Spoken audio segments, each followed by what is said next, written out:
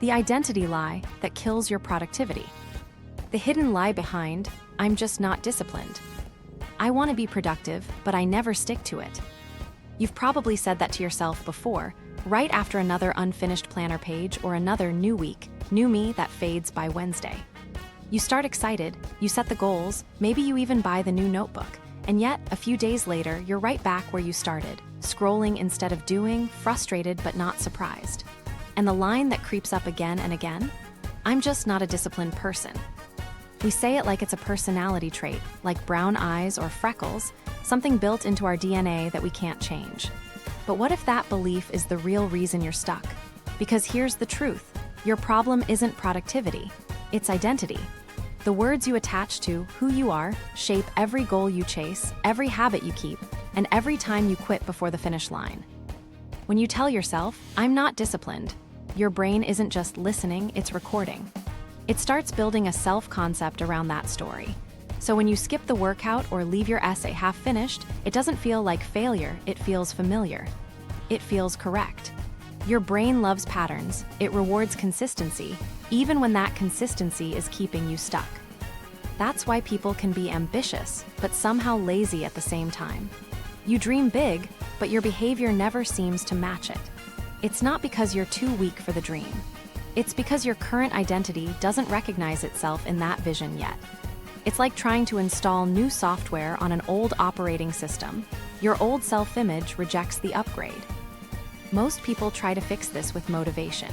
They binge productivity videos, make color-coded to-do lists, or set early alarms. But motivation is short-term fuel. It runs out the second discomfort shows up. And when you're running on willpower instead of identity, your brain sees every slip as confirmation that you're not that kind of person. That's the identity lie, the hidden loop that keeps you starting over. But here's the good news. Identities aren't fixed. They're learned, practiced, and built through evidence, tiny actions that prove, over time, this is who I am now. You don't need to discipline your way into success. You need to believe your way into small actions that align with the person you want to be. In this video, we're going to break that entire loop apart. I'll show you the psychology behind the identity trap, how your brain keeps you stuck under an old label, and more importantly, how to rewrite that story so discipline feels natural, not forced. You'll learn how tiny, consistent behaviors rebuild your self-image, how fear tries to protect your old identity, and how to design systems that keep your new one strong. So if you've ever thought, I want to change, but I can't stick to it, stay with me, because you can. You're not broken, you're just believing the wrong story about yourself. To fix the problem, you first have to see what's really going on beneath the surface. The psychology of the identity lie. Let's start by pulling apart what I mean by identity lie. It's that quiet story running in the background of your mind, shaping everything you do. It sounds like, I'm just not disciplined. I'm not a morning person. I can't focus. Or I always give up.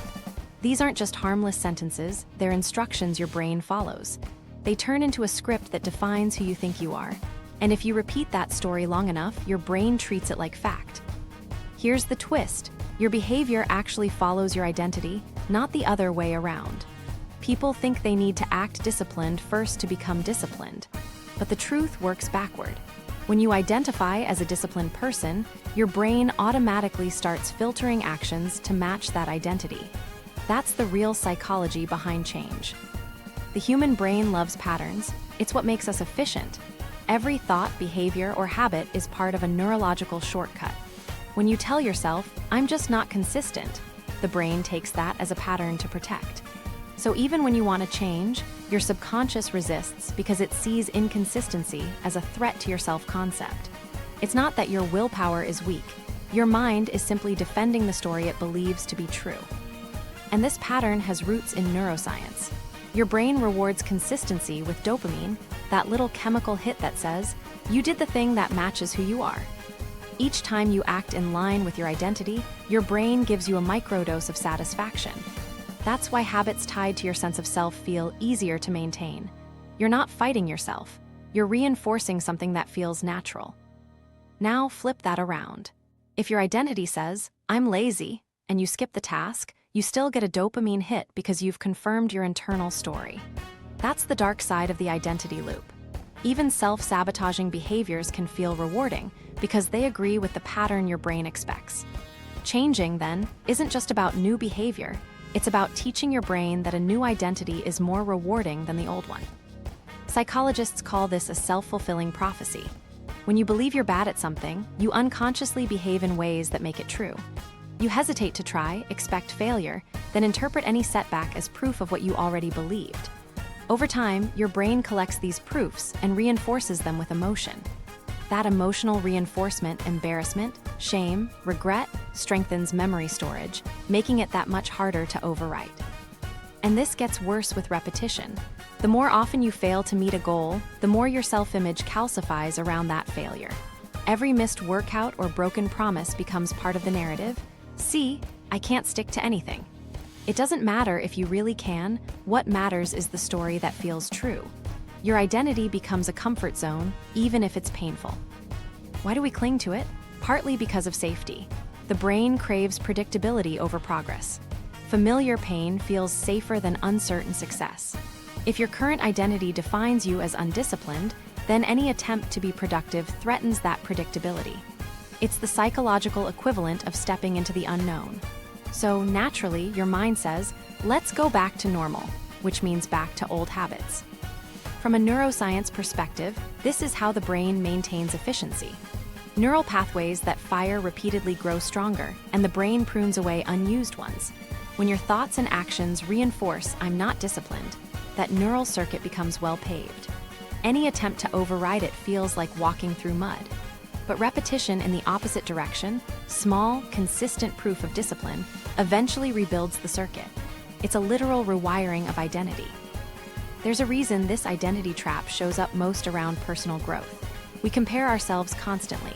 When you scroll online and see people waking up at 5 a.m., running businesses, reading before sunrise, your mind runs a quiet comparison loop. That's not me. Comparison reinforces a sense of separation, the belief that some people are naturally more capable. But psychology shows this difference isn't about talent, it's about self-perception. People act in accordance with what they believe they deserve and who they think they are.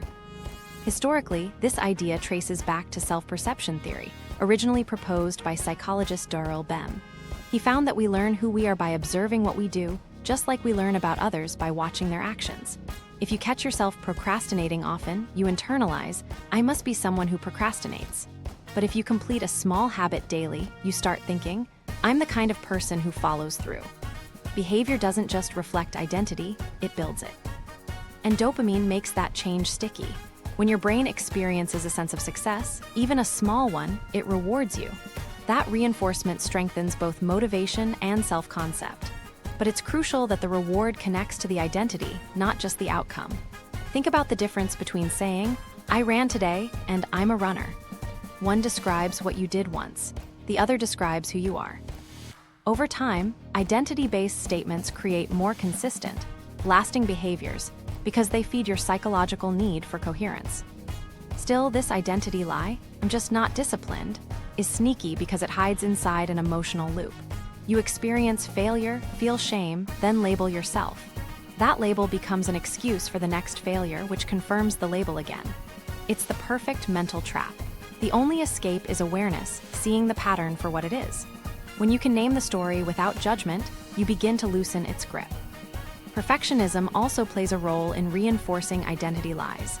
We assume discipline means flawless consistency, so the moment we slip, we feel fraudulent. "See, I knew I couldn't keep up."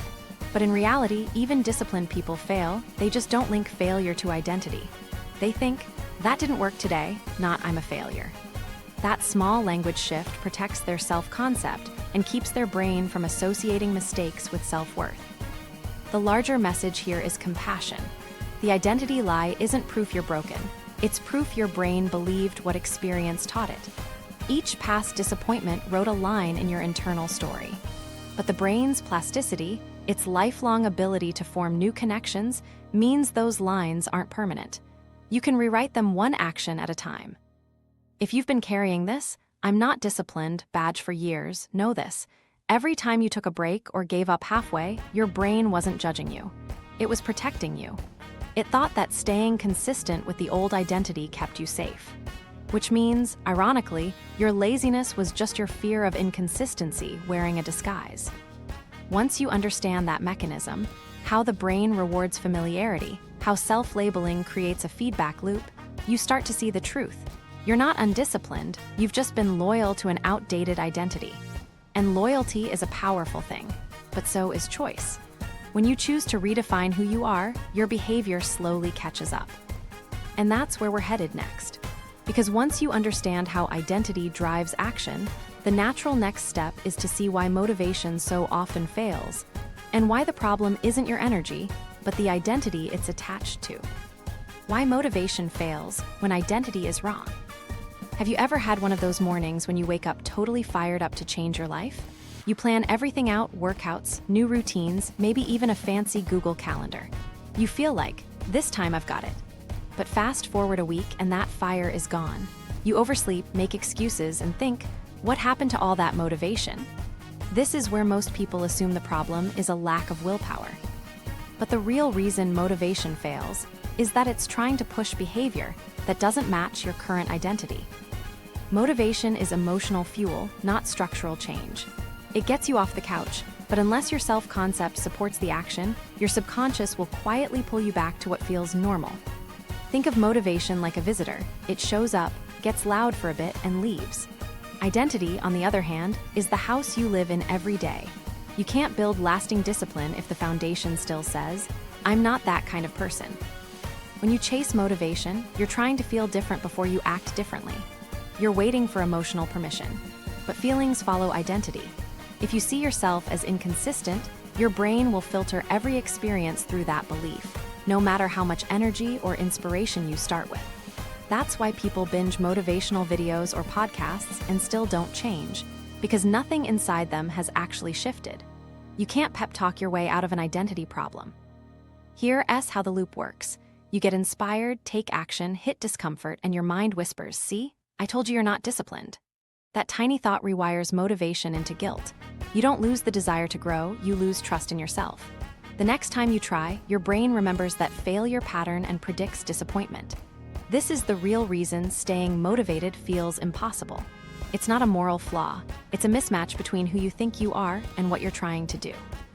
So if motivation isn't the solution, what is? Identity alignment. When behaviors conflict with your self-view, you burn energy fighting yourself. But when they agree, effort drops dramatically.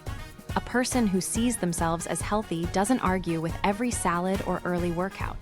They just do the things that match their story. The goal isn't to force yourself into new habits, it's to build a sense of self that naturally supports them. Psychologists call this self-congruity. The human mind craves internal harmony. It wants what you think, feel, and do to match. When they don't, it creates tension, a kind of identity friction. You can only sustain that friction for so long before retreating to comfort back to your sense of who you've always been. Motivation tries to fight that friction head-on. Identity redefinition dissolves it altogether. Here's an example. Let's say you want to start working out. Motivation says, I need to exercise. Identity says, I'm an active person. When you skip a workout, motivation-based thinking frames that as failure. Identity-based thinking frames it as a moment out of character. One makes you spiral into shame, the other nudges you back on track because your brain prefers consistency with identity. This subtle difference is why one person quits and another keeps going. And there's another trap, what I call the future self illusion. It's when you keep promising that your future self will be the disciplined one. Next week, I'll get serious. After the holidays, I'll start. You project identity change into the future, as if some later version of you will magically be more consistent. But the longer you postpone acting like that person, the more evidence your brain collects that you're not them yet. You can't wait to become your future self. You have to act in small ways that prove that identity now. Here's where the psychology overlaps with neuroscience. The brain is constantly checking. Does this action match my self-image? If yes, you feel alignment, confidence, ease, flow. If no, you feel resistance, stress, doubt, fatigue. That's why even small identity mismatches drain energy. Motivation tries to power through that resistance, but identity simply removes it. When you decide you're the kind of person who finishes tasks, your brain stops negotiating every time. You start doing by default. So when people say, I just need to get motivated, what they really need is to rewire identity. Motivation is the effect of alignment, not the cause. You feel motivated after you do something that fits your self-concept. Think about the last time you said, "I feel like working out today." That feeling usually came after a streak of consistency, after your brain started identifying as someone who shows up. The scary part is that the opposite is also true. If your current identity says, "I'm lazy," your brain will find reasons to stay that way. Even strong bursts of motivation will fade because they contradict the story. You'll rationalize skipping the task to stay consistent with an old self-image. This is what drains your ambition, not a lack of desire, but internal misalignment. To fix that, flip the process. Don't chase motivation to push your behavior. Start with behavior that gently stretches your identity. Take one small, consistent action that introduces a new story. Maybe I'm the kind of person who does this. You're not trying to prove discipline through big changes. You're collecting tiny pieces of evidence that redefine who you are. Motivation becomes a natural side effect of that confidence. Here's a quick checkpoint. Ask yourself, where in your life are you waiting to feel ready or get motivated? That's usually a signal that your behavior requires identity permission. Instead of needing more energy, you need a new belief, something like, "I'm learning to be someone who follows through." That single shift moves you from chasing motivation to building identity trust. One misconception worth addressing is that identity must come from success, that you have to earn it first. Actually, it's the opposite. You don't earn identity, you embody it through repetition. A writer isn't someone with a book deal, it's someone who writes regularly. A disciplined person isn't perfect. It's someone who makes choices consistent with growth more often than not. The brain works by counting instances, not achievements. Each small alignment tells it, yes, this is who we are. And once your brain accepts that identity, motivation becomes effortless. It's the difference between pushing and being pulled. Instead of forcing yourself forward with pressure, you're pulled by the gravity of your self-concept. You stop relying on emotional highs because your habits have become natural extensions of who you are. So here's the truth that most productivity advice skips. When motivation fails, it's not because you're lazy. It's because you're trying to run new software on old beliefs. Upgrade your identity, and your energy system automatically resets. Because at the end of the day, you don't need a new morning routine or another motivational playlist. You need a new self-concept that your brain can believe in. Once that happens, you stop asking, "How do I stay motivated?" and start realizing you already are. So let's take it deeper. If this identity mismatch is what kills motivation, what identities have you been unknowingly loyal to? Because the next step, spotting the exact lies you've been living, is how we start rewriting them. Spotting the lies you've been living. Let's make this part personal. If you're watching this and thinking, "Okay, I get it, identity matters, but how do I actually know what's running my life?" The answer is simpler than you think. You start by catching your self-talk in real time. The easiest way to find your identity lies is to listen for the phrase, "I'm not the kind of person who," fill in that blank. That's the sentence revealing what's been quietly running your system. We all have a handful of these phrases. Maybe yours sounds like, "I'm not a morning person," or "I can't focus for long," or "I start strong but always give up." They sound harmless, even logical, because they're based on past evidence. But they're not stories, they're instructions. Each one tells your brain how to interpret new experiences. When you start a new habit, that inner voice checks in, does this fit the script? If not, the brain gets uncomfortable and sabotages progress to keep things predictable. It's wild how easily we collect this evidence. You missed a deadline once and now you never manage time well. You don't like running, so now you just can't stick to exercise. Every time you repeat the statement, your brain strengthens that narrative. It's called confirmation bias, the tendency to only notice what supports what we already believe. The mind filters for proof that says, "See, I was right about me." And guess what? When the brain is looking for reasons why you're inconsistent, it always finds them. That mental loop doesn't start out malicious. It starts as self-protection. Labeling yourself takes pressure off disappointment. If I'm just not a disciplined person, then my failures make sense. It's like emotional insurance. You're spared the pain of trying and failing again. But that short-term relief becomes long-term limitation because the more you repeat it, the less you question it. It moves from temporary excuse to permanent identity. So how do you break that cycle? Awareness without judgment. This step isn't about blaming yourself for having those thoughts, it's about bringing them to light. The most powerful first move you can make today is to write them down. Literally. Open a note or a journal and start listing your "I'm not the kind of person who" statements. Don't edit them. Don't argue with them. Just get them out. When you see those words on paper, they lose some of their power because they've been dragged out of mental autopilot into conscious visibility. Here's what might happen while you do that. A part of your brain will start defending them. It'll say, "No, but it's true, I've always been like that." That's normal. That's just the protective layer we talked about earlier. Your identity tries to make sense of everything through consistency. But remember, just because something feels true doesn't mean it's permanent. Your brain doesn't distinguish between identity statements and temporary experiences. It memorizes based on repetition, not accuracy.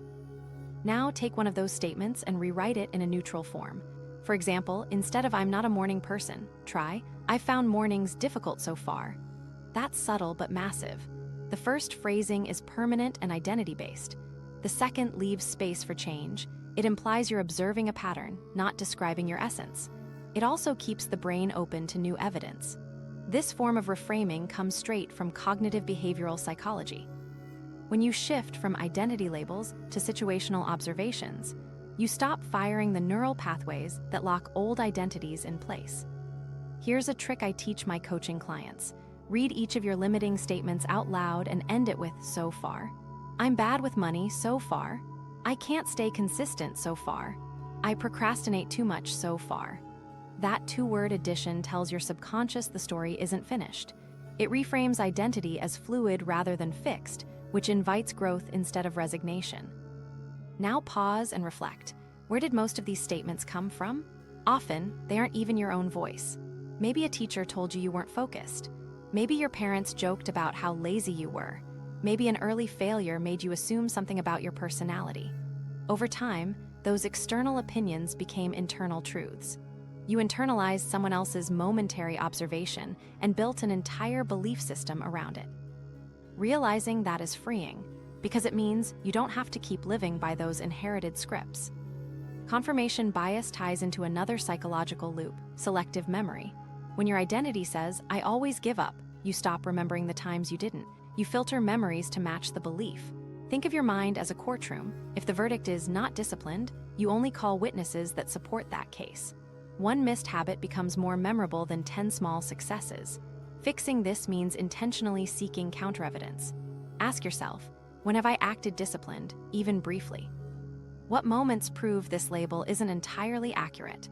Your brain starts to collect new data, and each new piece begins eroding the old narrative. For instance, maybe you showed up to class every week last semester. Maybe you finished that work project early once. Those moments matter. They're small but critical corrections to your mental record. Each one chips away at the false certainty of your identity lie. And when you acknowledge them, dopamine supports you again, but this time in service of growth instead of limitation. That reward chemical fires when your brain discovers something novel or progress-based, so noticing self-evidence literally feels rewarding. There's also an emotional pattern anchoring the identity lie: shame. Shame keeps you quiet about these beliefs, which prevents them from being challenged. You might think you're being self-aware when you call yourself lazy, but actually, you're reinforcing isolation. Self-compassion breaks that isolation. Studies in behavioral psychology show that when people respond to their failures with compassion instead of criticism, they increase motivation and resilience. You can't hate yourself into discipline. You grow it by understanding why you've protected yourself this way and gently choosing a new approach. So when you notice an identity lie next time, practice labeling it out loud. Something like, "That's an old story." The moment you name it, your prefrontal cortex, the reasoning part of your brain, activates. That disrupts the automatic emotional loop in your limbic system. The phrase "old story" reminds your mind that identity isn't fate, it's memory. You're not erasing history, you're just updating your software.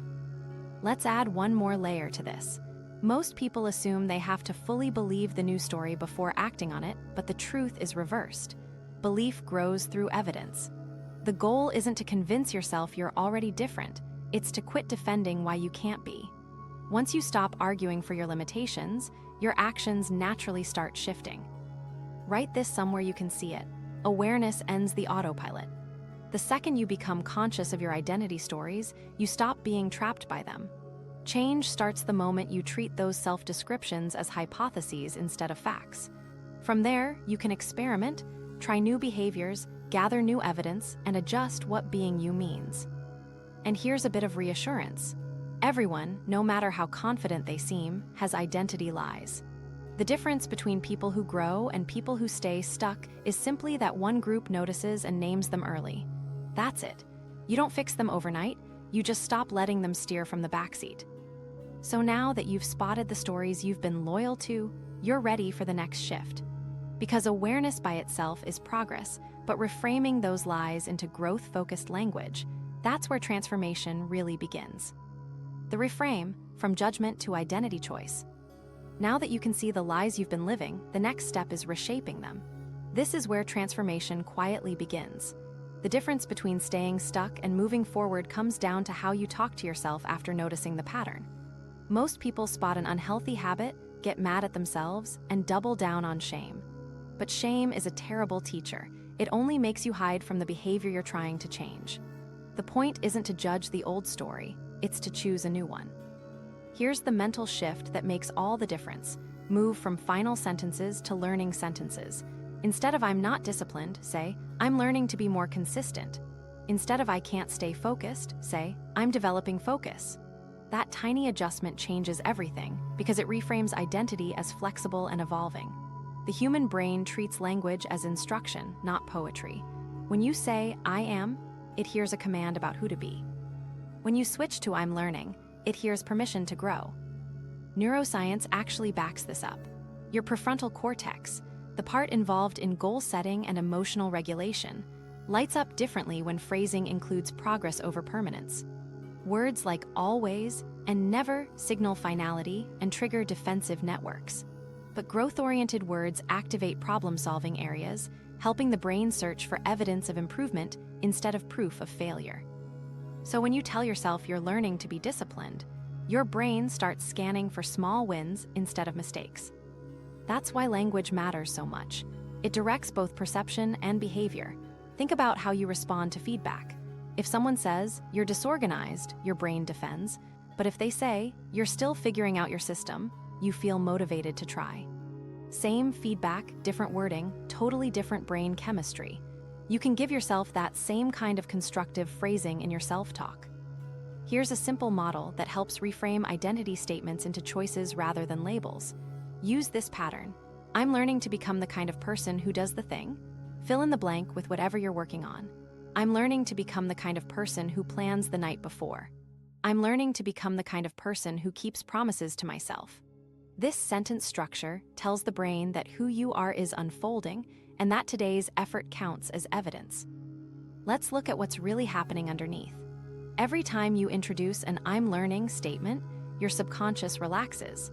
It no longer needs to protect the old story because you've redefined growth as part of your identity rather than a threat to it.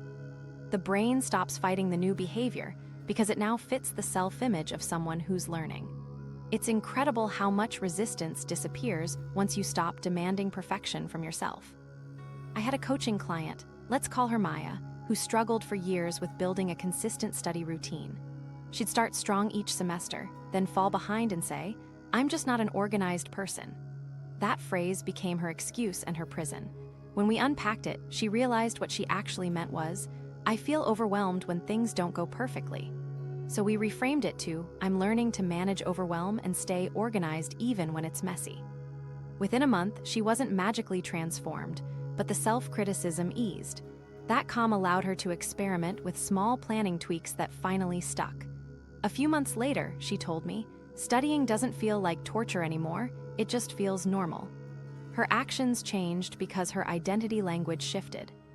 That story captures the essence of reframing. You turn judgment into curiosity and failure into feedback. Instead of beating yourself up for not yet being who you want to be, you treat every attempt as an identity rehearsal.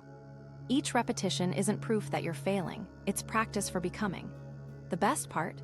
Your nervous system can't tell the difference between real identity and practicing. One, it just follows repeated signals.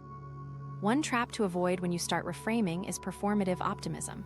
That's when people jump straight to, I'm amazing, I'm unstoppable, even though their brain doesn't believe it. Overly positive affirmations can backfire because they create what psychologists call cognitive dissonance, the gap between what you say and what feels true. Instead, pair honesty with optimism. Say, I'm learning consistency even though it's still uncomfortable. That phrasing validates reality while keeping growth possible. Let's talk about why this matters on a deeper level. When you define traits as fixed, your brain associates effort with failure. If discipline is something you either have or don't, then trying harder just confirms you're missing it. This is the essence of a fixed mindset. But when you see discipline as a skill you practice, every effort reinforces progress. That's what psychologist Carol Dweck found in her research on growth mindset. People who believe abilities can be developed handle setbacks with resilience and experience greater long-term improvement. You're not pretending it's easy, you're accepting that change is iterative. And that's the core of identity flexibility. You're allowed to see yourself as in progress. That phrase alone removes a layer of pressure. Life stops being an exam you keep failing and becomes a lab where you're testing variables. Some days the experiment works, other days you gather data. Either way, you're still the scientist, not the subject of judgment. Let me show you how to apply this right now. Take one of your old I'm not statements. Maybe it's I'm not good at routines. Flip it into I'm learning how routines work best for me. The new version invites agency. It suggests you're actively involved in designing your habits. Then, add a simple behavior to match. Maybe you set one daily reminder instead of planning an entire schedule. That tiny alignment between words and actions starts building trust with yourself, which is the root of discipline. It's also useful to pair reframes with sensory cues. For example, create a learning environment, a journal, playlist, or physical space associated with your new identity statements. Neuroscience shows that contextual cues help encode new neural pathways. When your environment visually supports your reframes, your actions reinforce them faster. You're teaching your brain, this is where we practice being the new me. Another key component of the reframe is emotional neutrality. Don't rush to feel proud or ashamed, just observe. If you can describe your progress the way a scientist would, you reduce emotional volatility. Say, today I followed through once, or I got distracted halfway. No drama, no judgment. That clarity keeps you consistent because it removes the emotional spikes that make most people quit. And the truth is, you don't need to reinvent every sentence overnight. Start with one reframe and use it daily. Make it your internal tagline. Imagine waking up each morning and thinking, I'm learning to be the kind of person who keeps small promises. That line alone reshapes how you interpret your choices throughout the day.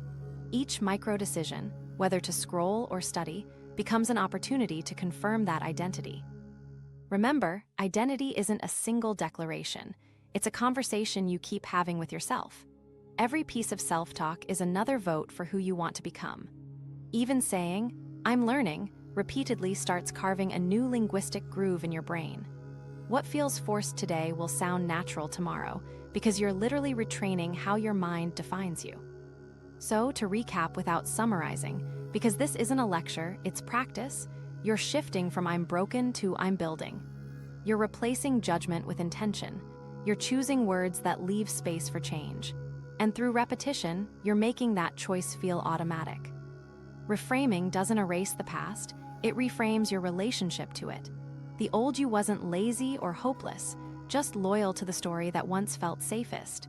The new you doesn't have to reject that person, you just need to guide them toward a more accurate narrative. You don't cure inconsistency through pressure. You outgrow it through clarity. And once your new self-talk starts aligning with your behavior, you'll notice something subtle but powerful. Things start to feel easier. The guilt fades. The effort softens. Because the moment your brain believes this is who I am, discipline stops feeling like discipline, it just feels like truth. Reframing is powerful, but you can't stop at words alone. A new story becomes real only when you prove it to yourself with action. So next, we're going to take this mindset and turn it into solid evidence, the kind your brain can't argue with. Building evidence for the new identity. Now that you've reframed how you talk to yourself, The next piece is where theory meets reality, evidence. Words open the door, but action convinces your brain to walk through.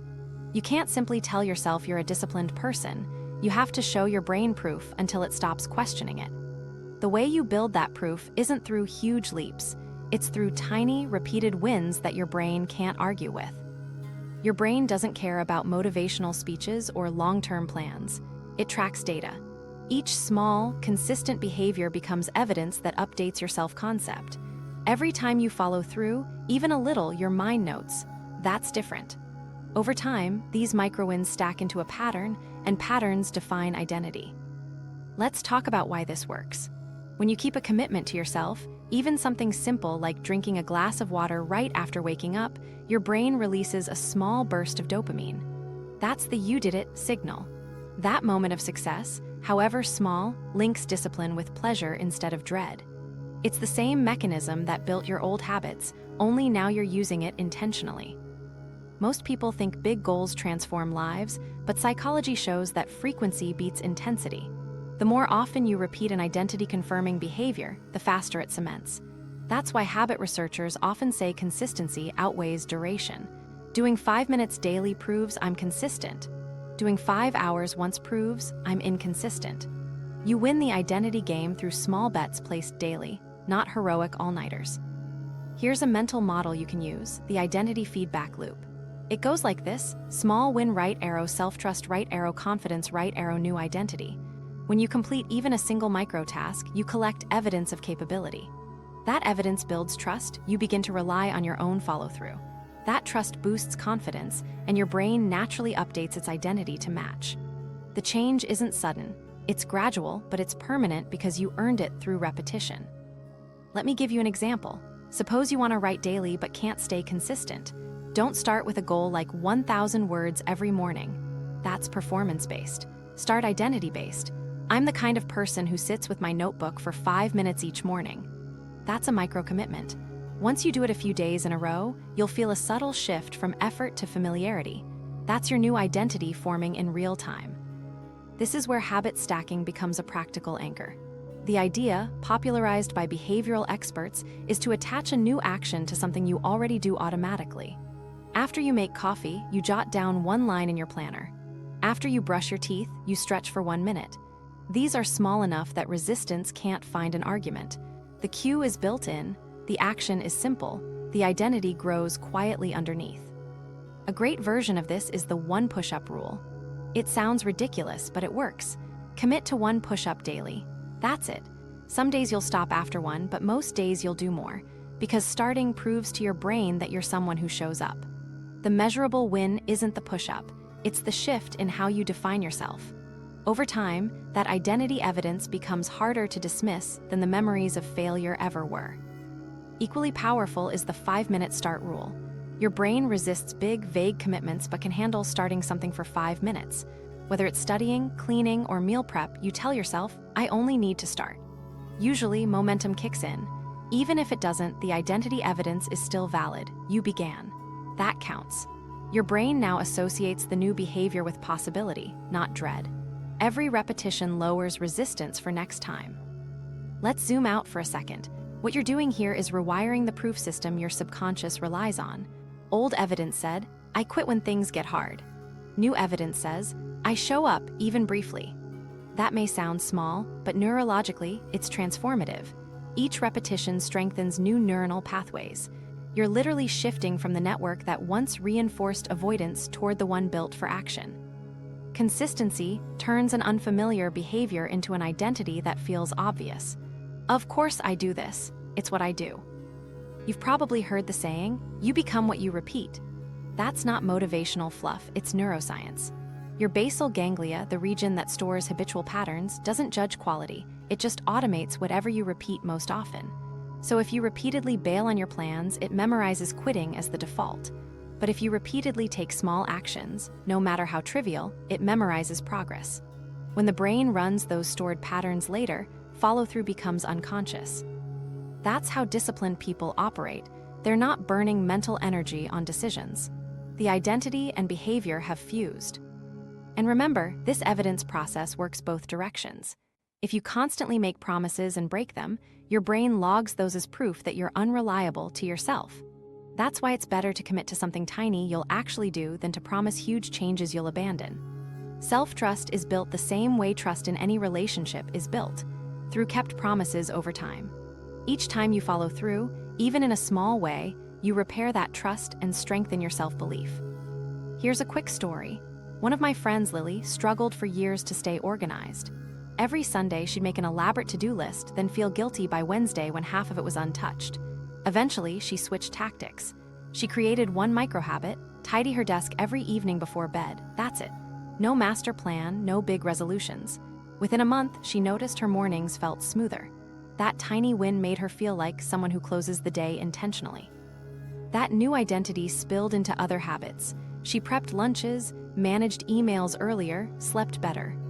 One tiny action rewrote her self-concept, and the rest followed naturally. That's the domino effect of change psychology describes. When one habit aligns with a new identity, it primes other behaviors that match it. You don't have to overhaul your life, you just have to create one domino that tips the rest forward. The first win rewires motivation from external to internal. You stop asking, "How do I force myself to do this?" and start thinking, "This is who I am now." If you're wondering how to measure progress, look for emotional ease. In the beginning, every action will feel awkward or forced. That's normal. It means your brain is adjusting its prediction model. Over time, effort feels lighter. The internal debate fades. That fading friction is your evidence that the identity loop is working.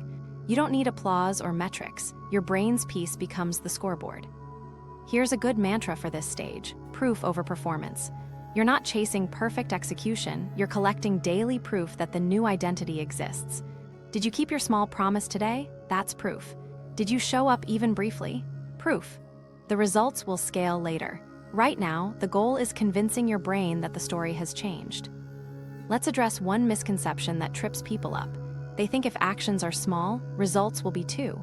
But results compound faster than you expect because consistency compounds confidence. Each proof layer multiplies the next. By the time you hit visible progress, your inner narrative has already shifted, making setbacks easier to recover from. You're not forcing discipline anymore, you're behaving in alignment with who you've decided to be. Now, inevitably, your old identity will push back. You'll skip a day or fall behind and hear the thought, "See, you're slipping again." That's fine. The difference now is how you interpret it. Missing one tiny action doesn't erase your identity evidence, it just pauses data collection. The next small action resumes it. Treat it like an experiment, not a judgment. You're still compiling proof. Scientists don't quit because one test fails. So what's one practical method to lock this in? Every night, jot down one sentence that starts with, "Today I proved that I'm someone who." It could be kept showing up, stayed patient, or finished what I started. That micro-reflection doubles your identity reinforcement because you're acknowledging the evidence right before sleep, the period when memory consolidation is strongest. It literally wires the proof deeper. When you wake the next morning, your brain starts from that memory. Instead of waking up as a person trying to change, you'll feel like someone continuing what they've already started. That's the quiet magic of evidence. It shifts effort into momentum. So at this point, you've reframed the story and started generating proof. But to keep building that identity reliably, you'll need to tackle what's waiting underneath it. Fear. Because fear is the anchor holding your old identity in place, and learning to face it is what turns small wins into lasting change. Breaking the fear loop. So far, you've built evidence for your new identity. But here, the reality check. Right when things start to click, something inside you will tighten. You'll skip a day, hesitate to start, or suddenly feel unmotivated again. That's not laziness returning. That's fear stepping in. Fear is the anchor that ties you to your old identity, and until you understand how to face it, every new version of you will feel temporary. Let's define this clearly. Fear in this context isn't the big, dramatic kind. It's quiet, a dull resistance, a twitch of anxiety when you try something new. Psychologists describe it as a form of identity preservation, your brain trying to protect you from ego threat. If you succeed at being consistent, it means the old story about you being undisciplined was wrong. Your brain doesn't like being wrong, it prefers to keep the world familiar, even if it's limiting. Think about the last time you started doing better than usual, eating clean, studying daily, showing up early, and then suddenly self-sabotaged. That dip isn't random. It's your nervous system saying, wait, this isn't who we are. The old identity panics because progress feels like exposure. It's afraid to be seen as capable because being capable creates new expectations. That's the fear loop. Success triggers discomfort, and discomfort drives regression. Neuroscience can explain this. Your brain's amygdala, the fear center, reacts not only to physical danger, but also to psychological threat.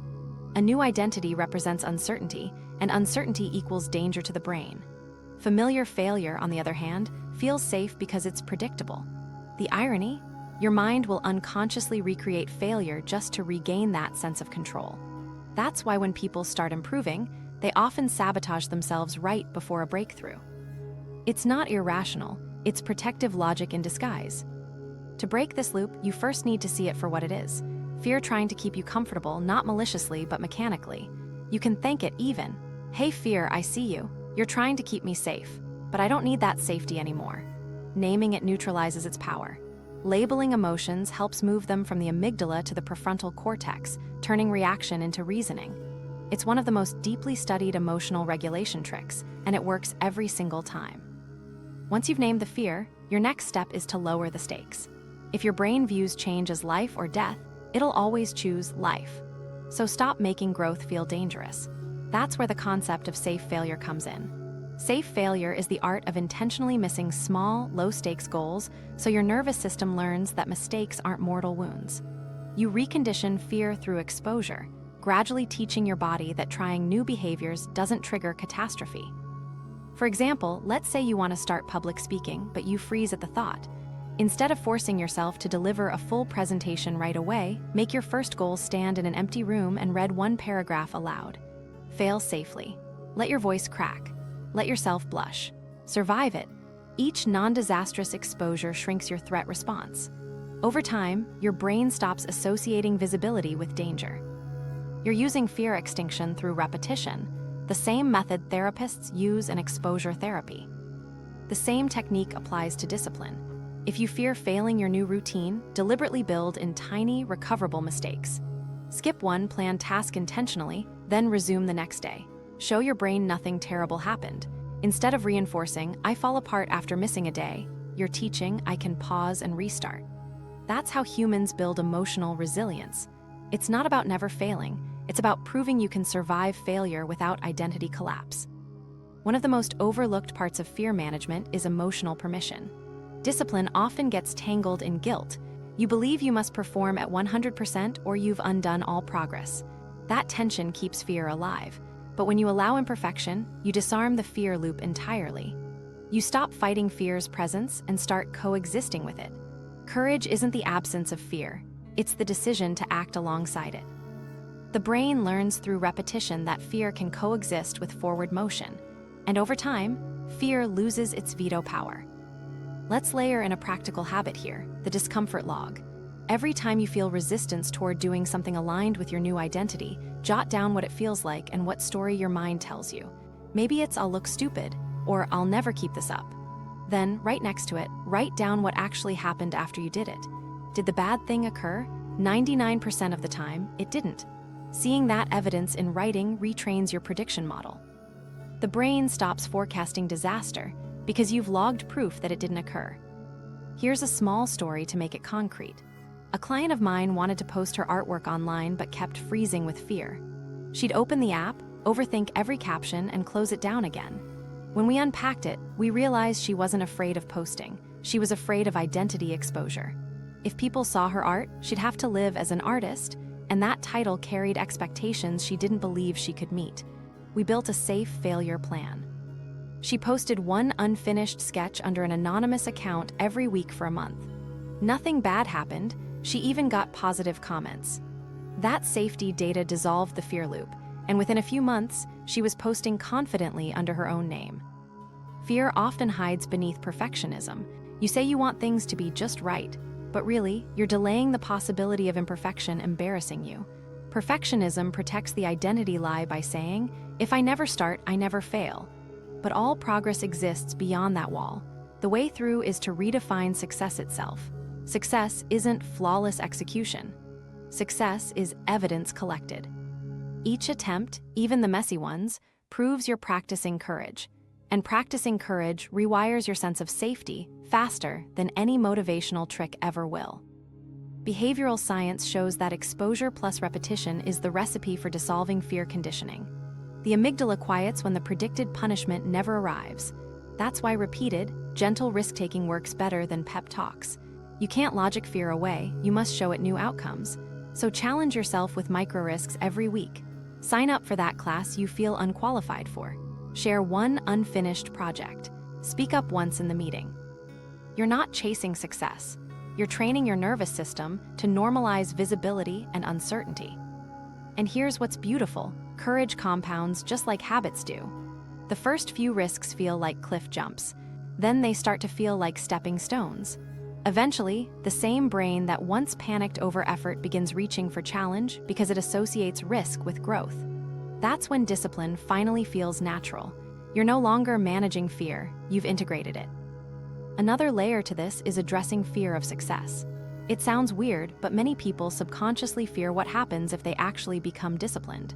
Success threatens comfort structures. If you identify as inconsistent, being reliable could change how others treat you or how you treat yourself. The mind whispers, "What if I can't sustain it?" That's identity pressure disguised as fear. The fix isn't to chase reassurance, it's to reframe success as ongoing learning. Tell yourself, if this level becomes normal, I'll just keep learning. Turning success into a continuum removes the fear of finality. There's no fall from the top because there's no top, only growth. Let's pause on a key insight. Your fear doesn't need to disappear for you to become disciplined. It only needs to lose authority. Every time you move despite the fear, your brain updates its model. Apparently, I can handle this. That data point matters more than confidence because courage always precedes confidence. Confidence is the byproduct your nervous system gives you after dozens of courageous reps. So how can you practice courage daily without exhausting yourself? Keep it simple. Do one uncomfortable thing intentionally each day. Reply to that email sooner than you usually would. Start the project before you feel ready. Practice visible effort. The point isn't success, it's desensitization. You're dissolving the fear-failure association that's been looping for years. And when you inevitably feel that tight fear again, the voice that says, "Why bother? You'll just mess it up." Remember what that voice really is. It's the echo of an obsolete version of you, the one who didn't yet have proof, who still thought safety lived in stagnation. Smile at it. You don't have to fight it. Let it speak, then take action anyway. The act of doing becomes your response. Here's your checkpoint thought. Courage is practiced, not possessed. No one is born disciplined or fearless. They simply practiced acting while afraid until their brain learned it was safe. Fear becomes background noise when it's no longer in charge of your choices, and that's what frees you. So as your new identity strengthens, your fear will flare occasionally, trying to pull you back to the familiar. But you'll recognize it now. You'll know discomfort isn't danger, it's the doorway into alignment.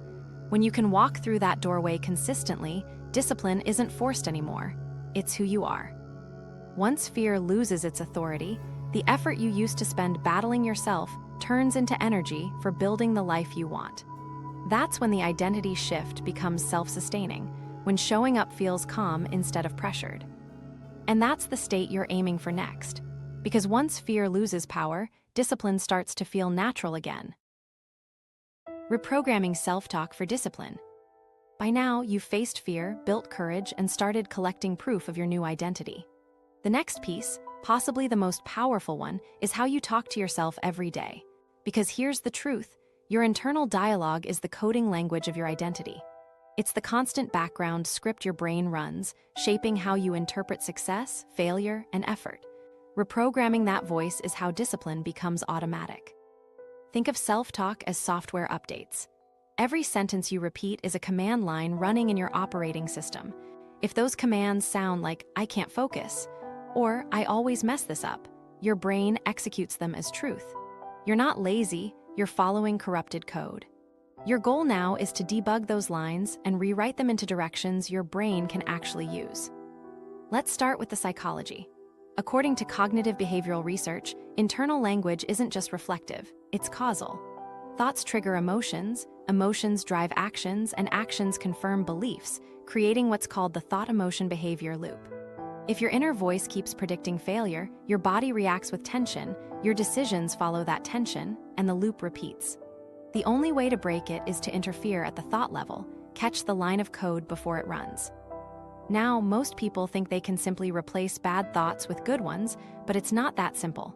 Telling yourself, "I'm amazing," when you secretly feel stuck just creates dissonance. The real fix is neutralization first, replacement second.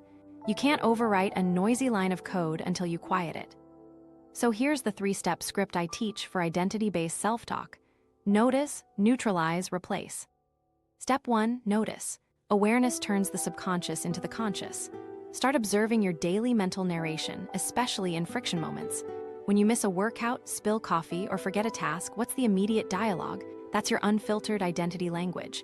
Maybe it's, "Of course I messed up," or "I'll never get this right." Write those phrases down as they appear. This step isn't about control yet, it's about data gathering. Treat it like you're a scientist studying your own brain in the wild. Step 2, neutralize. Once you catch the thought, strip it of its emotional charge. The easiest way, add distance language. Instead of saying, "I can't stay focused," shift to, "I'm having the thought that I can't stay focused." It sounds silly, but this technique, called cognitive diffusion, creates space between you and the statement. It stops being identity, "I am," and becomes observation, "This is a passing mental event." That tiny bit of separation activates the rational brain, shrinking the emotional sting. Step 3, replace. After neutralizing, feed your system a new, believable line. Not a fantasy, but a statement that leaves room for growth. "I'm getting better at staying focused," or "I'm learning to practice patience with this task." The goal isn't to sound confident, it's to sound credible. Repetition will handle the confidence part later. Let's pause for an example. Suppose you're trying to stick to a study routine and you catch yourself thinking, "I'm just not built for this." Step 1, notice. Step 2, neutralize. "I'm noticing the thought that I'm not built for this." Step 3, replace. "I'm learning how to build routines that work for me." That one small reframe turns self-criticism into self-direction. It keeps your identity open instead of boxed in by doubt. There's a reason this approach works neurologically. Each time you replace a negative internal statement with a constructive one, the brain fires a new set of neurons. Repeat it enough, and those become the dominant pathways. Studies on neuroplasticity show that language repetition literally strengthens or weakens neural circuits depending on frequency. In simpler terms, the version of your self-talk you rehearse most becomes your default personality. Let me tell you what happens when you skip this work. The old voice doesn't just disappear, it adapts. It starts disguising doubt as logic. It'll say things like, "Be realistic," or "You don't want to waste time chasing something you'll quit anyway." It sounds rational, but it's just your old programming bargaining for survival. The way to handle that is not to argue with it, it's to respond with curiosity. Ask, "Is this thought helping or hindering my identity?" If it's hindering, neutralize it and move on. You can make this practice a daily ritual. Every morning or evening, if that fits better, take 2 minutes to write the 3 most common thought loops you noticed that day. Then, under each, write your reframe. Over time, this becomes a running log of your mental evolution. It trains your prefrontal cortex to intercept limiting dialogue faster and faster until catching negative thoughts becomes instinctive. This journaling doesn't have to be elaborate. A simple table works. Trigger right arrow thought reframe.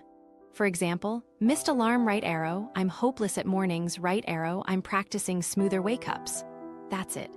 No judgment columns, no guilt tallies. The goal isn't perfect self-talk, it's progressive awareness. Language also links to emotion through sound and rhythm, so what you say out loud matters. When you vocalize your reframes, even quietly, you strengthen emotional integration. The auditory cortex lights up, reinforcing the memory stronger than silent thought does. So say your new identity statements aloud when you can. "I'm learning to be consistent. I show up, even when it's small."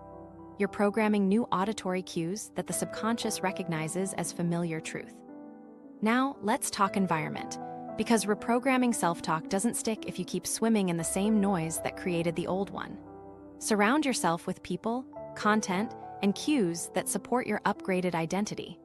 That might mean following creators who model balanced productivity or spending time with friends who speak in solution language instead of complaint language. The words around you eventually merge with the words inside you. Community reinforcement is powerful.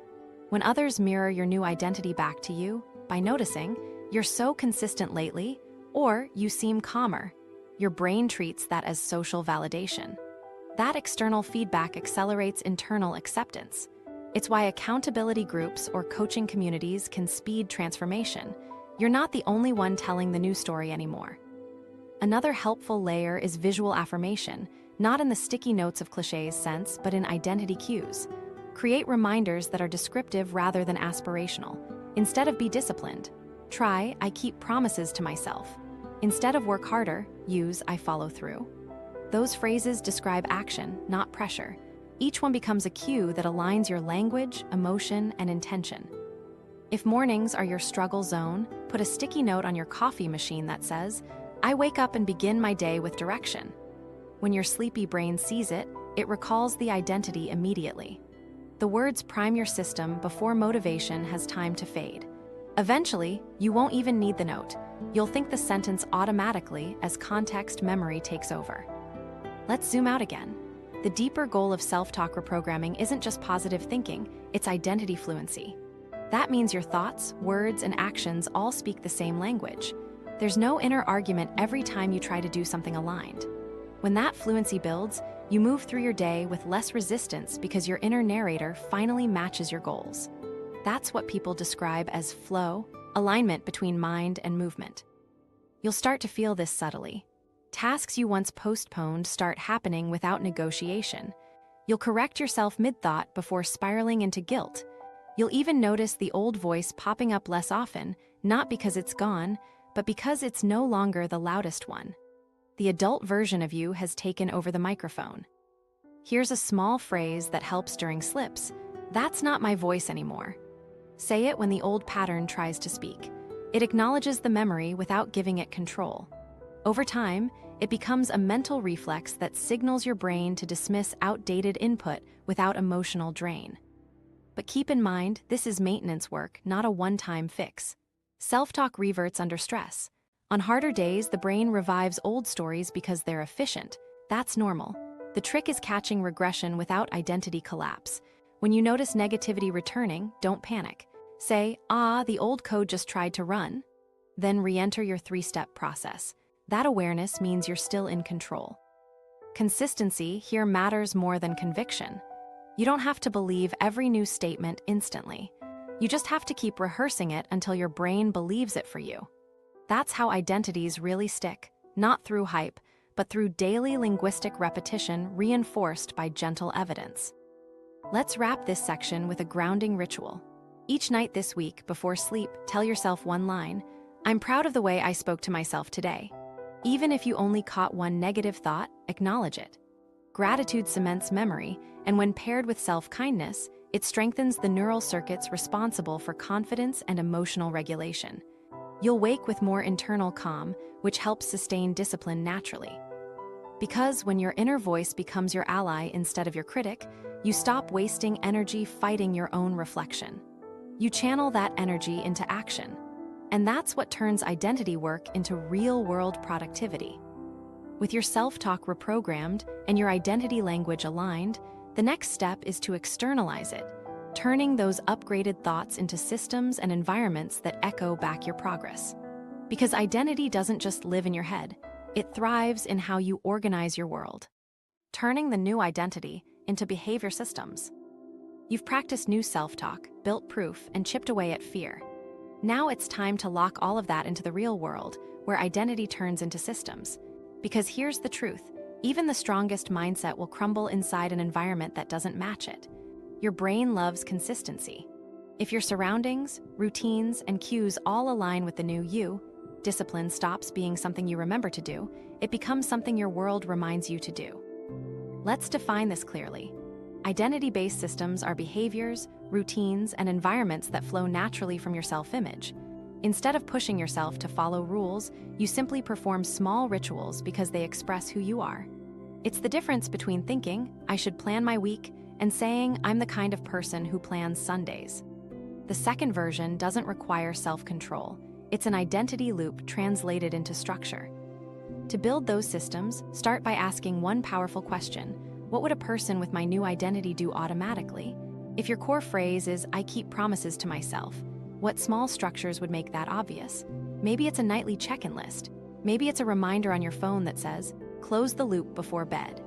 Systems are just mastered decisions, tiny frameworks that remove daily guesswork so you can act in alignment without friction. Think about how habits evolve. Each behavior sits on a foundation of cues, triggers, and rewards. You can design those on purpose to support your identity. Let's say your new identity statement is, I move my body every day. The supportive system could be, gym clothes visible by the door, calendar alerts labeled movement session, and a 10-minute playlist already queued. You're not deciding to exercise, you're following environmental signals that reflect your chosen self. The more visible the identity cues, the faster the habit locks in. Environment design researcher B.J. Fogg calls this reshaping the prompt landscape. You rearrange surroundings to nudge behavior in your favor. Want to read nightly? Put your book on your pillow before work. Want to drink more water? Keep a filled bottle where you usually set your phone. Each cue whispers the same reminder. This is who you are. Now here's where most people slip. They build systems that contradict their identity upgrades. They say, I'm organized, but their workspace is chaos. They say, I'm consistent, yet their schedule changes daily. These mismatches confuse the subconscious. Your brain believes what it can see and touch more than what it hears. If your environment screams mixed messages, you default back to old behavior. That's why identity work has to leave the mental realm and enter the physical one. So take inventory. Walk through your space and ask, does this room look like the life of the person I'm becoming? You don't need a Pinterest remake. You need congruence. Maybe your desk deserves a single clear zone for work mode. Maybe your fridge deserves a simple prepped area that signals, I nourish myself. Even subtle order sends a message to the brain that discipline lives here. You start to embody that message without effort. It's also worth structuring time systems around your new identity. Instead of vague motivation, anchor specific rituals to specific times. For example, declare Sunday evenings as reset nights. You plan meals, outline tasks, and reflect. The repetition transforms planning into identity expression. You're the person who prepares. Or choose a 10-minute alignment ritual each morning, journaling affirmations, reviewing your proof journal, or tidying your workspace. Those small rituals build temporal anchors for your new self. Here's a concept I teach my clients: identity triggers. These are sensory or symbolic cues tied to your values. They act as emotional anchors. For instance, a special playlist you play whenever you work, your brain hears that sound and instantly activates focused mode. A candle you light when you start studying. A bracelet you wear when you want to remember commitment. Over time, the trigger becomes automatic. Light the candle, shift into identity, no pep talk needed. You can extend this to community and accountability design. Humans mirror the norms of their surroundings. If every friend you text complains about procrastinating, you unconsciously normalize inconsistency. To sustain new identity systems, surround yourself with people whose default language supports your growth. That doesn't mean abandoning old friends, it means adjusting exposure. Spend more time in rooms, physical or digital, where follow-through is the normal behavior. Identity thrives through echo. Accountability is most effective when it's congruent, meaning it reflects your identity's tone rather than policing behavior. If your identity phrase is, I honor my commitments, find a partner who checks in with calm curiosity rather than judgment. Maybe you both share weekly proof lists instead of guilt lists. Each note begins, this week, I proved that I... That tone trains your system toward consistency grounded in pride, not pressure. Next is what I call behavioral batching, grouping identity-aligned habits together so one triggers the next. Think of them like playlists of actions. For example, your morning creator batch might be stretch right arrow coffee right arrow right for 10 minutes. Your evening closer batch, tidy workspace right arrow gratitude note right arrow lights off at the same time. These batches simplify decision-making, saving willpower. You then start to identify, not by each behavior separately, but as someone who lives structured by rhythms. Let's translate this into an example. Imagine your chosen identity is I'm someone who takes care of my body and mind. That statement becomes system rules like no phone during first 30 minutes of waking, a prepared breakfast, and a nightly wind down with reading. Each rule is small, but together they form a consistent visual and sensory rhythm that communicates balance. The more these loops repeat, the less they require forcing. They become environmental gravity. It's easy to think structure equals rigidity, but good systems are supportive, not suffocating. They flex with life while still maintaining recognizable anchors. The goal isn't robotic precision, it's reliable cues that remind your brain who it already decided to be. So instead of strict to-do lists, treat systems as identity scaffolding. They hold you up while you grow, then fade into background habit once stability sets in. And yes, you'll occasionally slip or outgrow a system. That's how it's supposed to work. Every time you evolve, your systems need a tune-up. Discipline maintenance means updating structure to match identity maturity. Maybe the version of you from last month needed daily reminders. This version thrives with weekly ones. The ability to adapt your systems proves mastery. It means identity is steering, not rules. Here's a simple quarterly ritual: identity audit. Once every few months, sit down and ask 3 questions. Does my current routine still match my self-view? Which habits feel heavy or outdated? What small upgrade would make life smoother for who I am now? Answering honestly prevents identity drift, the slow slide back into old patterns because your system stopped reflecting growth. Let's touch on symbols, little artifacts that ground your commitment. A specific pen for journaling, a wallpaper that says your mantra, even an empty space on your wall reserved for future vision boards. Symbols function like psychological handshakes between intention and memory. Each glance reconnects identity to environment, strengthening alignment. Some people worry that all this structure will kill spontaneity. It won't. Systems actually create freedom because they eliminate the micro decisions that drain you. When your day already reflects who you are, you don't spend hours negotiating with motivation. You just live the script you wrote. It's predictable consistency paired with flexible energy, the sweet spot of sustainable discipline. So what if you live with family, roommates, or chaos you can't fully control? Focus on internal systems, personal rituals no one can interrupt. 10 breaths before opening your laptop. Writing daily intentions on your phone notes. Silence for 2 minutes after work to close the mental loop. Internal systems reinforce the same message: my habits belong to me. The environment may fluctuate, but my identity remains intact. To pull all of this together, let's visualize how identity becomes reliable behavior. You establish cues, what reminds you, rituals, what you do, and reinforcement, how you celebrate consistency. Each forms a closed loop. Cue right arrow, act right arrow, affirm identity. Over time, your brain's predictive model updates so thoroughly that deliberate effort fades. You simply respond to your systems automatically, like a muscle memory of who you've become. Remember, identity-based systems aren't about aesthetics or productivity hacks, they're about continuity. They whisper the same message daily: you already are who you wanted to be. That whisper becomes louder than any old doubt.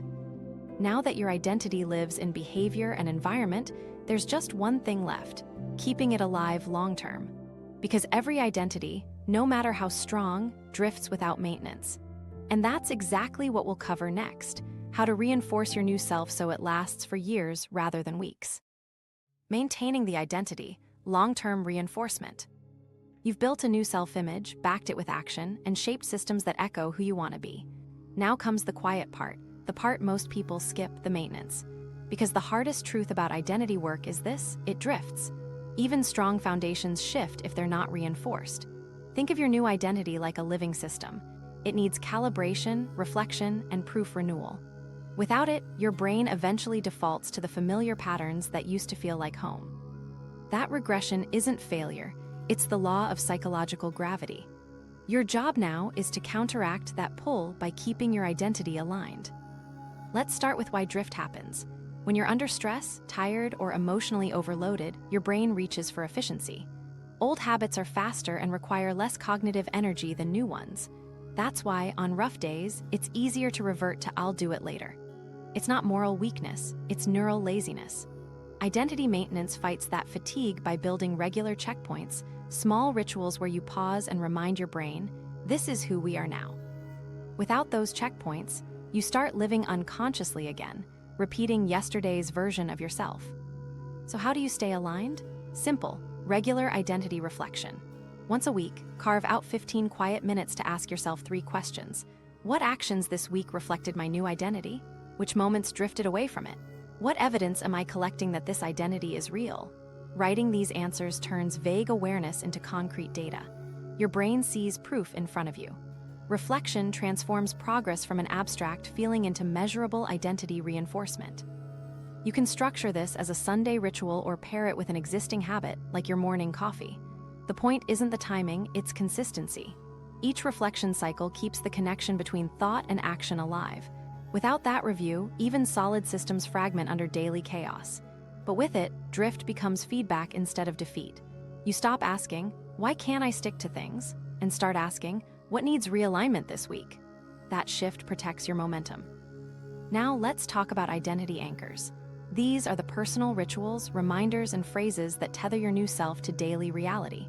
Think of them as emotional gravity wells. They pull you back when life tries to spin you off course. An anchor could be a phrase you repeat, like, I keep promises to myself. It could be a physical ritual, like making your bed as your first act of order each day. The specific action doesn't matter. What matters is that it connects behavior to belief. Let me show you how subtle this can be. A friend of mine, Kara, wanted to stay consistent with her new calm and focused identity. She created one small anchor, lighting a scented candle every night she sat down to plan. That sound and smell became her identity trigger. Even on stressful days, the moment she heard the match strike, her brain shifted into focus mode. Tiny cue, massive effect. Over time, it became part of who she was, not just what she did. That's how identity anchors work. They bypass motivation entirely. Another effective strategy is tracking recognition rather than perfection. Traditional goal tracking often emphasizes completion. Did you check the box or not? Identity tracking flips it.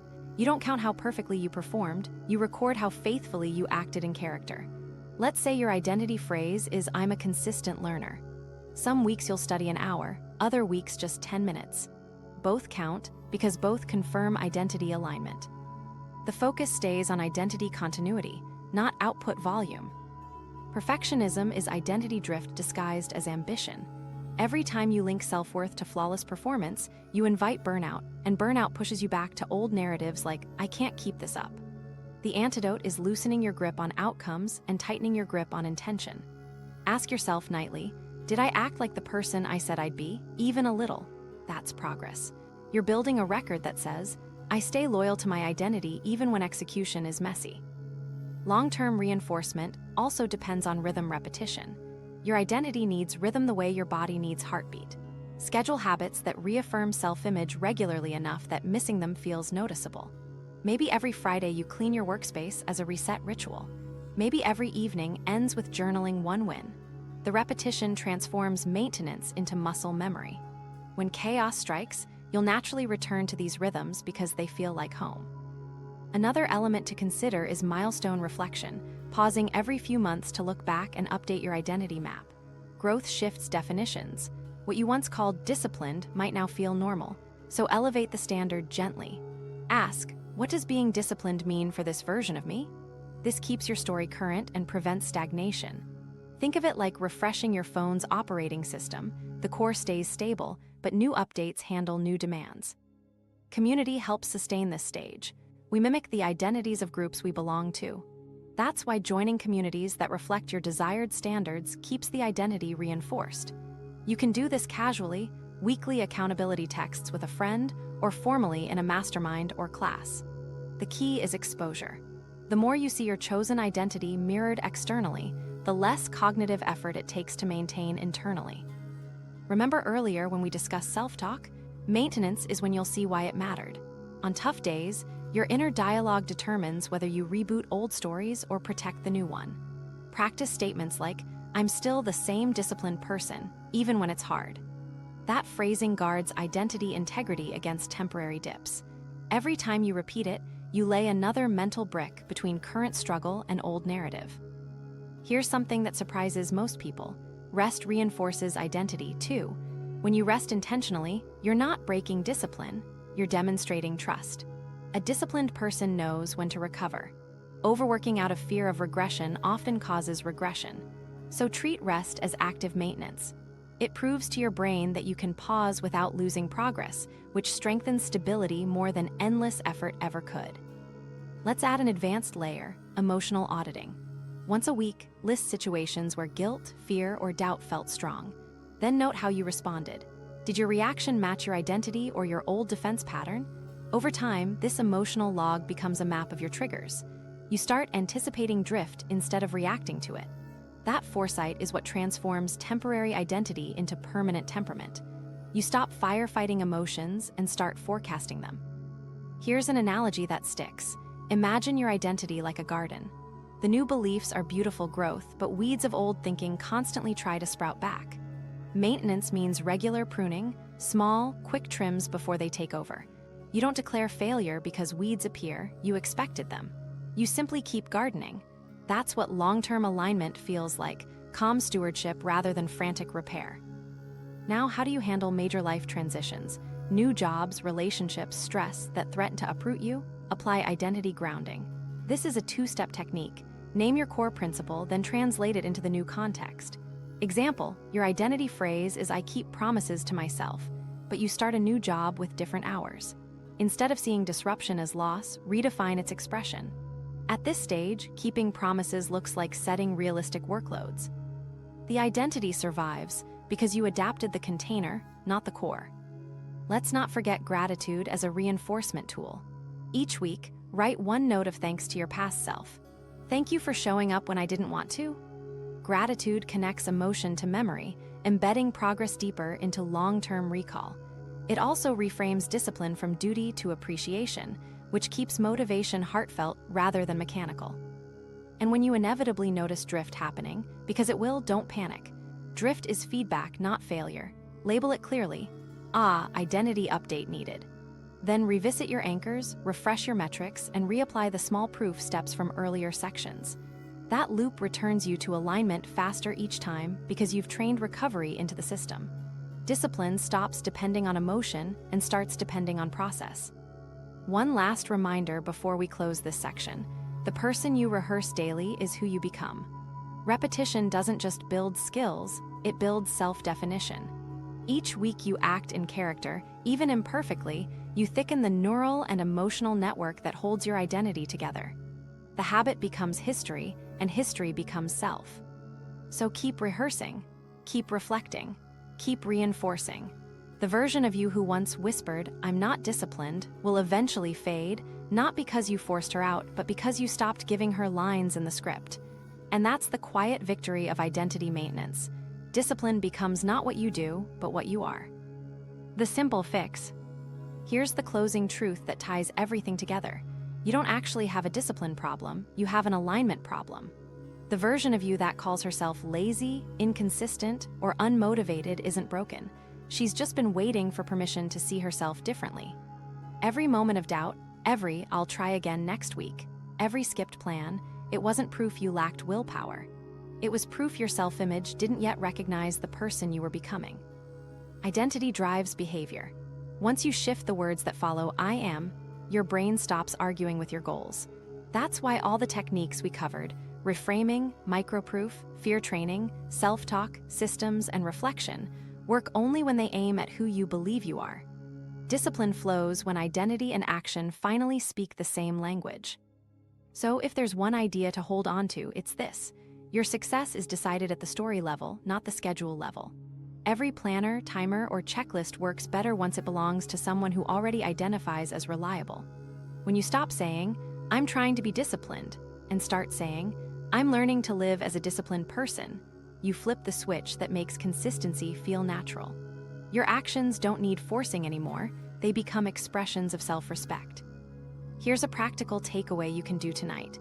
Choose one daily habit you've struggled with and look at it through your new lens. Ask, what would the disciplined version of me do for 5 minutes? Then do only that. No grand overhaul, no dramatic promise, just one moment of alignment. That single act gives your brain undeniable proof that the story changed. Tomorrow becomes easier because evidence outweighs doubt. And when the old voice returns, and it will, remind yourself, That's an outdated identity, not my truth. You're not erasing your past, you're outgrowing it. So that's the simple fix. It's never been about working harder, getting the perfect system, or forcing motivation. It's about realignment, believing first, proving second, repeating always. Discipline isn't something you chase, it's something you remember. It was never missing, it was waiting for you to decide it's yours. If this hit home, take one 5-minute action tonight that proves your new story true. Then come back tomorrow and do it again. That's how identity sticks, one tiny alignment at a time. And if you want more tools like this each week, subscribe and keep building the identity that makes productivity feel natural. Because once you align who you believe you are with what you do, discipline stops being hard, it becomes inevitable.